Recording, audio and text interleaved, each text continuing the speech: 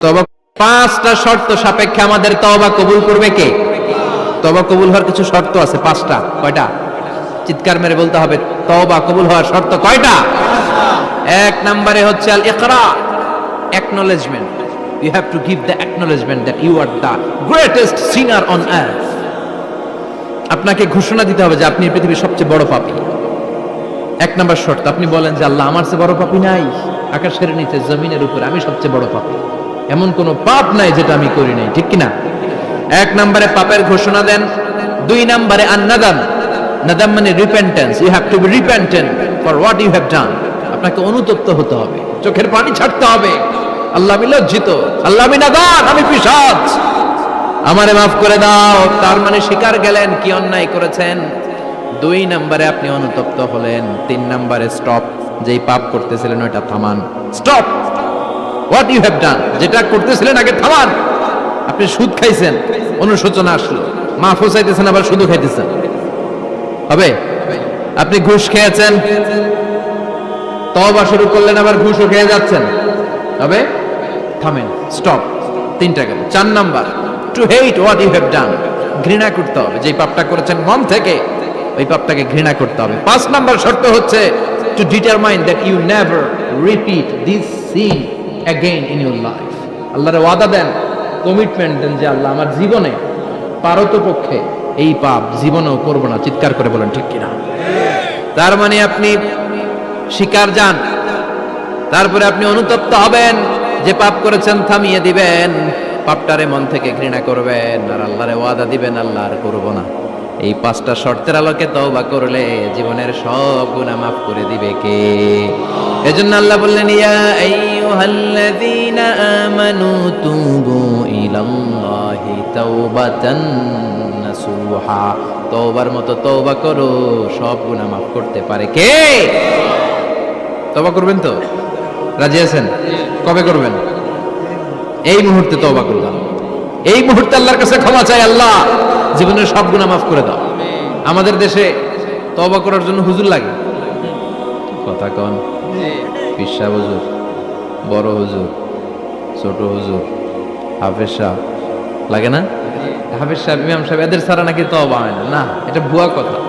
আপনি অনুতপ্ত হন, আপনি চোখের পানি ছাড়েন, আপনি আপনার রবরে বলেন, ক্ষমা করে দিবে কে? ইমাম সাহেব আসতে হবে শর্ত না, পীর সাহেব হুজুর এসে হুজুরের হাতে হাত রেখে তওবা পড়তে হবে শর্ত না। আপনার রবরে ডেকে চোখের পানি ছেড়ে ক্ষমা চান, ক্ষমা করবে কে? সব সময় 24/7 তওবার দরজা খোলা, দুইটা সময় ছাড়া। ভালো করে মনে রাখবেন, মুখস্থ ঠোঁটস্থ যেন থাকে। দুইটার সময় তওবা কবুল হয় না। চিৎকার করে বলেন, কয় সময়? এক হলো বাদাল গারগারা, গরগরানি যখন আসে, মালাকুল মাউত যখন চলে আসে, মালাকুল মাউতরে যখন দেখে ফেলবেন, তখন তওবা কবুল হবে নাকি? কথা কন। ফেরাউনের নাম শুনছেন? ওরা যখন আল্লাহ লোহিত সাগরে ডুবাইয়া পানি খাওয়াইতে লাগলো, পানি খাইতে খাইতে পেটটা হয়েছে এত বড়, আর পানি খাইতে পারেন। এরপর হাত তুলে কয়, আনা মিনাল মুসলিমিন। কোরআনের আয়াত, আনা মিনাল, হাত তুলে কয়, আমি মুসলমান। ফেরাউন না বলে মুসলমান, আমরা যেমন কই, কথা কন। ফেরাউন হাত তুলে কয়, আনা মিনাল মুসলিমিন। আল্লাহ কয়, টাইম ইজ আপ, দেরি করছস, অনেক সময় দিলাম, অনেক সুস্থ রেখেছি, ক্ষমতা দিয়েছি, দাপট দিয়েছি, তখন যদি ঘাটটা নত করে, মাথাটা নত করে একবার ক্ষমা চাইতি, ফেরাউন তোরেও ক্ষমা করে দিতাম। কিন্তু সময় শেষ হওয়ার পরে আমি মুসলমানদের অন্তর্ভুক্ত বললে কোনো লাভ হবে নাকি? আল্লাহ বলল, সময় নাই, সময় শেষ। কারণ মুসা আলাইহিস সালামের চাচাতো ভাই অনেক দাওয়াত দিল, জাকাত দে। কারণকে জাকাত দিব না, এই সম্পদ আমি কামাইছি, আল্লাহ দেয় নাই। মুসা আলাইহিস সালাম বললেন, তাহলে আযাবের অপেক্ষা কর। আযাব চলে আসলো। আল্লাহ বলেন, মুসা সেফ জোনে যাও, সরো, এখনই আযাব। ফাখাসাফনা বিহি ওয়া বিদারিহিল আরদ, পুরো ফাইমের জমিনটার আল্লাহ কাঁপিয়ে দিলেন, আর কারুনকে সহ পুরো সম্পত্তি তার জামিনের ভিতরে দাবিয়ে দিলেন। হাঁটু পর্যন্ত কারুন দেবে যায়, ভাবছে উঠে যাবে, কোমর পর্যন্ত দেবে যায়, ভাবছে উঠে যাবে, গলা পর্যন্ত যখন দেবে যায় আর সুযোগ নাই। কয়, মুসা আমার সব সম্পত্তি তোরে আর তোর আল্লাহরে দিয়ে দিলাম, আমারে বাঁচা, আমারে সব সম্পত্তি তোর আর তোর আল্লাহ, আমারে খালি বাঁচা, চাচা আপন প্রাণ। আল্লাহ বলে, সময় শেষ। তার মানে বাদাল গারগারা, তওবা কিন্তু আর কবুল হয়। এই হলো একটা। নাম্বার 2, বাদা তুলুই শামস মিন মাগরিবিহা, প্রতিদিন চাঁদোলাতে সূর্য কোন দিক দিয়ে ওঠে? কথা কয় না, পূর্ব দিকে। কিয়ামতের আগ দিয়ে সূর্য আর পূর্ব দিকে উঠবে না, পশ্চিম দিক থেকে উঠবে। যেদিন প্রভাতে পশ্চিম দিক থেকে সূর্য উঠবে, ওই দিন থেকে তওবার দরজাটারে বন্ধ করে দিবে কে? আল্লাহ। তার আগ মুহূর্ত পর্যন্ত জীবনে যত গুনাহ করেছি, অন্যায় করেছি, চোখের পানি ছেড়ে ক্ষমা চাইলে ক্ষমা করবে কে? শয়তান আল্লাহরে চ্যালেঞ্জ দিছে, আল্লাহ তুমি আমারে জাহান্নামে পাঠাবা, আমিও তোমার বান্দা করে লয়ে একসাথে জামাতে ঢুকমু, একা ঢুকবো না, একা যাব না, তোমার বান্দাদেরকে সবগুলারে জাহান্নামী বানায়া তারপরে ঢুকমু।